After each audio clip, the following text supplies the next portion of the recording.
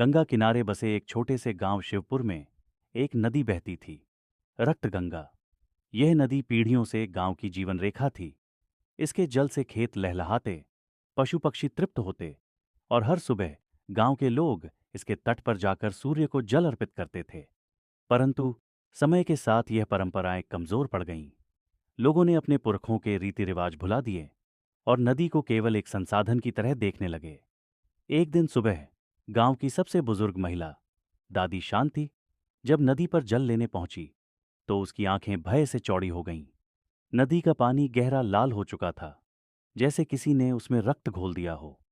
देखते ही देखते यह खबर पूरे गांव में फैल गई। बच्चे डरकर अपनी मांओं की ओट में छुप गए और बुजुर्गों ने इसे अपशकुन माना। फिर किसी ने फुसफुसाते हुए कहा, यह श्राप है, यह उसी लड़की के कारण हुआ है। लोगों की नजरें घूंटी सी दुबकी खड़ी नेहा पर जा टिकीं। एक 17 साल की अनाथ लड़की, जिसे सालों पहले इसी नदी के किनारे एक टोकरी में पाया गया था। उसकी पहचान का कोई निशान नहीं था, बस उसके साथ एक तांबे की चूड़ी और एक पुराना फटा हुआ कपड़ा था, जिस पर कुछ प्राचीन लिपि में लिखा था। गांव के मुखिया रघुनाथ चौधरी गुस्से से बोले, तू अपशकुनी है। जिस दिन तू इस गांव में आई, हमारी खुशियां छिनने लगीं और अब यह नदी लाल हो गई है। लोगों ने सहमति में सिर हिलाया। कुछ ने पत्थर उठाने शुरू कर दिए, लेकिन नेहा डरने वालों में से नहीं थी। वह जानती थी कि इस नदी ने उसे बचाया था। यह नदी उसकी मां जैसी थी।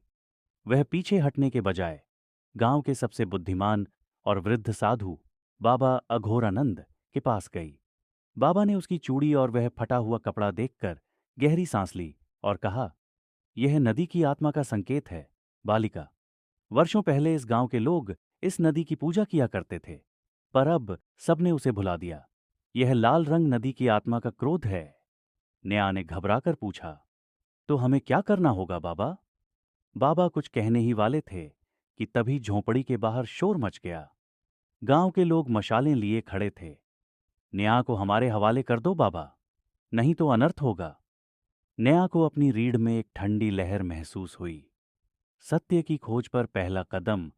अब नेहा के पास केवल दो रास्ते थे, या तो गांव वालों के गुस्से का शिकार बने या उस रहस्य से पर्दा उठाए जो इस नदी की आत्मा को शांत कर सकता था। नेहा ने अपने भीतर हिम्मत जुटाई और नदी की ओर बढ़ी। नेहा के कदम कंपा रहे थे, लेकिन उसका हृदय दृढ़ था। गांव वाले मशालें और डंडे लिए गुस्से से गरज रहे थे। बाबा अघोरानंद ने धीमी आवाज में कहा, भागो बालिका, इस भीड़ के पास सत्य सुनने का धैर्य नहीं है। जब तक तुम सच्चाई उजागर नहीं करती, तुम्हारी जान खतरे में है। नेहा ने बाबा की आंखों में देखा और फिर बिना एक पल गंवाए घने जंगल की ओर दौड़ पड़ी। गांव वालों ने उसका पीछा किया, लेकिन वह अंधेरे का लाभ उठाकर गायब हो गई। नेहा ने खुद को नदी के किनारे पाया। वहां बहता हुआ पानी अब और भी अधिक लाल दिख रहा था, जैसे कोई जख्म से रिसता हुआ खून। अचानक हवा में एक अजीब सी फुसफुसाहट गूंजने लगी। तुम्हें सच जानना है बालिका? नेहा चौंक कर इधर उधर देखने लगी। आसपास कोई नहीं था, लेकिन हवा में किसी अनदेखी शक्ति की उपस्थिति स्पष्ट महसूस हो रही थी। तभी उसकी नजर पानी में अपने ही प्रतिबिंब पर गई। पर यह क्या? उसका अक्स धीरे धीरे बदलने लगा। उसे अपने बचपन की धुंधली यादें दिखने लगीं। कोई स्त्री उसे नदी में बहा रहा था। उसकी आंखों में आंसू थे और उसने कुछ मंत्र पढ़े। अचानक नेहा को एक झटका लगा। वह स्त्री वही चूड़ी पहने थी जो नेहा के हाथ में थी। क्या यह मेरी मां थी? उसने खुद से फुसफुसाकर पूछा। तभी बाबा की आवाज उसके कानों में गूंजी। नदी की आत्मा क्रोधित है, परंतु वह तुम्हें पुकार रही है।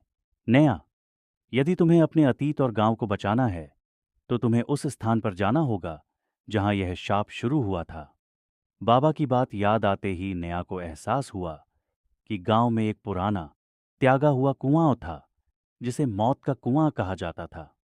सदियों पहले यह गांव के पवित्र जल का स्रोत था, लेकिन लोगों ने इसे त्याग दिया था और अब वहां जाने से भी डरते थे। नेहा ने गांव की ओर छुपते छुपाते कदम बढ़ाए।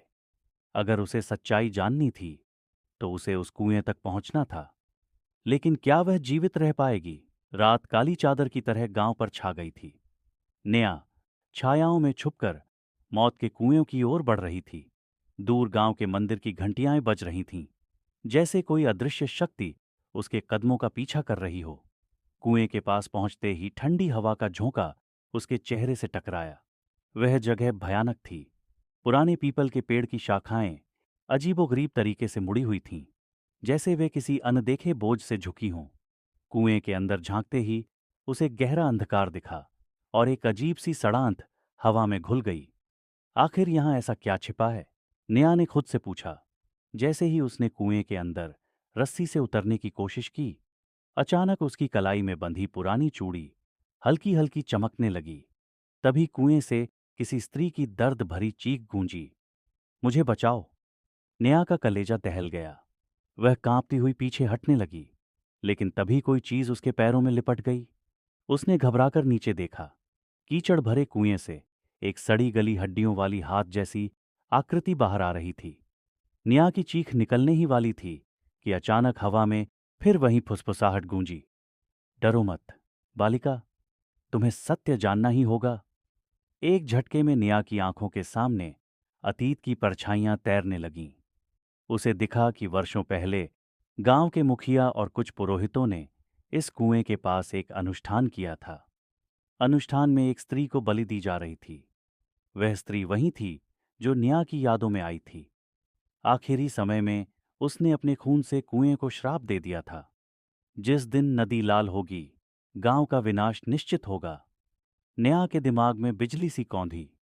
तो यही वजह है कि नदी लाल हो गई। गांव वालों ने अपने पाप भुला दिए और नदी की आत्मा अब बदला लेने आई है। क्या अब कोई बच पाएगा? नेहा जैसे ही कुएं से हटने लगी, उसे लगा कि कोई शक्ति उसे अंदर खींच रही है। नेहा के शरीर में झुरझुरी दौड़ गई। कुएं के अंदर से निकलती अदृश्य शक्ति उसे अपनी ओर खींच रही थी। उसने जमीन पर पड़े एक पत्थर को कसकर पकड़ लिया, लेकिन उसकी उंगलियां फिसलने लगीं। मुझे छोड़ दो, वह चीखी, लेकिन उसकी आवाज सिर्फ अंधेरे में गूंजकर खो गई। तभी अचानक उसकी कलाई में बंधी चूड़ी फिर से चमकने लगी। उसी क्षण हवा में एक स्त्री की झलक उभरी, वही रहस्यमयी स्त्री जिसने कुएं के अंदर से उसे पुकारा था। बालिका, तेरा आना पूर्व निर्धारित था। स्त्री की आवाज हवा में तैरने लगी। मैं वही हूं जिसे इस कुएं में जिंदा दफना दिया गया था। और तू? नेहा का दिल जोर से धड़कने लगा। मैं क्या? तू मेरी ही संतान है। कुएं के अंदर से जमीन हिलाने वाली गर्जना उठी और तेज हवाएं चारों ओर गूंजने लगीं। नेहा पीछे हट गई, लेकिन उसकी मां की आत्मा ने उसका हाथ थाम लिया। अब तुझे नदी को बचाना होगा बेटी। कैसे? नेहा ने कांपती आवाज में पूछा। पूर्वजों के अनुष्ठान को फिर से पूरा करके, लेकिन इसके लिए तुझे गांव वालों को सच बताना होगा। नेहा दौड़ती हुई गांव पहुंची। इस बीच नदी का पानी और भी लाल हो चुका था और मछलियां मरी हुई सतह पर तैर रही थीं। गांव वाले घबराए हुए थे। नेहा ने हिम्मत जुटाई और सबके सामने सच उगल दिया। कैसे उनके पूर्वजों ने नदी की आत्मा की रक्षा की थी, कैसे गांव के मुखिया और पुरोहितों ने लालच में उन परंपराओं को तोड़ा था, और कैसे उसकी मां को निर्दोष होते हुए भी मार दिया गया था। गांव में सन्नाटा छा गया। मुखिया और पुरोहित के चेहरे सफेद पड़ गए। यह झूठ है, मुखिया चिल्लाया। लेकिन तभी आसमान में काले बादल घिर आए और नदी से एक विशाल छाया निकली।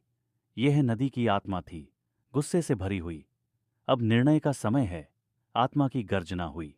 गांव वालों ने डरकर न्याय की बात मानी और प्राचीन अनुष्ठान को फिर से पूरा किया। दीप जलाए गए, मंत्रोच्चार हुआ और सच्चे पश्चाताप के आंसू नदी में बहाए गए। धीरे धीरे लाल पानी साफ होने लगा और नदी दोबारा अपनी शुद्ध अवस्था में लौट आई। मुखिया और पुरोहित को गांव से निकाल दिया गया। नेहा, जो कल तक दोषी ठहराई जा रही थी, आज गांव की रक्षक बन गई। उस रात जब नेहा कुएं के पास गई तो हवा में उसकी मां की आत्मा मुस्कुराती दिखाई दी। तूने अपना भाग्य खुद लिखा मेरी बच्ची। अब इस नदी की रखवाली तेरे हाथ में है। एक हल्की रोशनी के साथ आत्मा विलीन हो गई और नेहा ने पहली बार खुद को अकेला नहीं, बल्कि अपने पूर्वजों के साथ जुड़ा हुआ महसूस किया। नेहा की आंखें फटी रह गईं। वर्षों से वह अनाथ थी। उसके माता पिता कौन थे उसे कभी पता नहीं चला, लेकिन अब यह सच उसके सामने था। जिस स्त्री को गांव के पुरोहितों ने कुएं में दफना दिया था वही उसकी मां थी। लेकिन उन्होंने तुम्हें क्यों मारा? नेहा की आवाज कांप रही थी। एक हल्की रोशनी के साथ आत्मा विलीन हो गई और नेहा ने पहली बार खुद को अकेला नहीं बल्कि अपने पूर्वजों के साथ जुड़ा हुआ महसूस किया। नेहा की आंखें फटी रह गईं। वर्षों से वह अनाथ थी। उसके माता पिता कौन थे उसे कभी पता नहीं चला, लेकिन अब यह सच उसके सामने था। जिस स्त्री को गांव के पुरोहितों ने कुएं में दफना दिया था वही उसकी मां थी। लेकिन उन्होंने तुम्हें क्यों मारा? नेहा की आवाज कांप रही थी। स्त्री का चेहरा अब और भी स्पष्ट हो गया। उसकी आंखों में दुख और गुस्से की लपटें थीं। मैं नदी की रखवाली करने वाली थी। हमारे पूर्वजों ने नदी की आत्मा को शांत रखने के लिए परंपराएं निभाई थीं, लेकिन गांव के मुखिया और पुरोहितों ने लालच में उन अनुष्ठानों को बंद कर दिया।